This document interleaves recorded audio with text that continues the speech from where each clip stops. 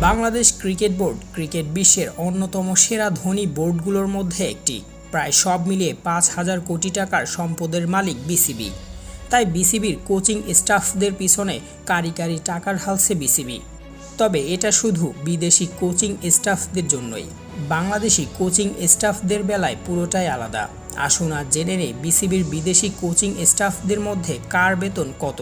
তবে তার আগে আপনি যদি আমার চ্যানেলে নতুন হয়ে থাকেন তাহলে অবশ্যই আমার চ্যানেলটি সাবস্ক্রাইব করতে ভুলবেন না।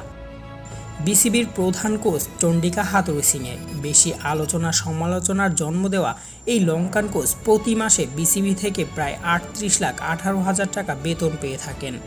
সম্প্রতি বিসিবির নিয়োগ দেওয়া স্পিন বোলিং কোচ পাকিস্তানের মুস্তাক আহমেদ বিসিবি থেকে প্রতি মাসে বেতন পেয়ে থাকেন প্রায় ২৩,০০,০০০ টাকা।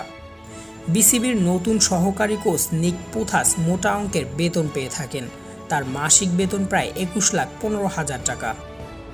বিসিবির যুব দলের কোচ নাবিদ নেওয়াজ বিসিবি থেকে নেন প্রায় ১৫,২০,০০০ টাকা।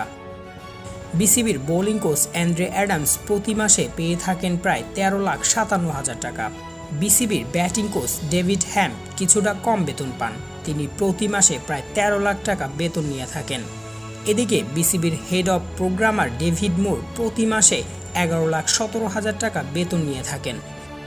বিসিবির strength and conditioning coach Nathan Kelly ৯,৪০,০০০ টাকা মাসিক বেতন হিসেবে পেয়ে থাকেন। বিসিবির কম্পিউটার অ্যানালিস্ট মহসিন শেখ প্রতি মাসে বিসিবি থেকে ৬,৪৬,০০০ টাকা পান।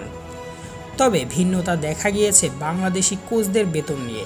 বাংলাদেশ হাই পারফরমেন্স দলের জন্য নতুন নিয়োগ পাওয়া ৩ কোচদের বেতন ১,৩০,০০০ টাকার মধ্যে।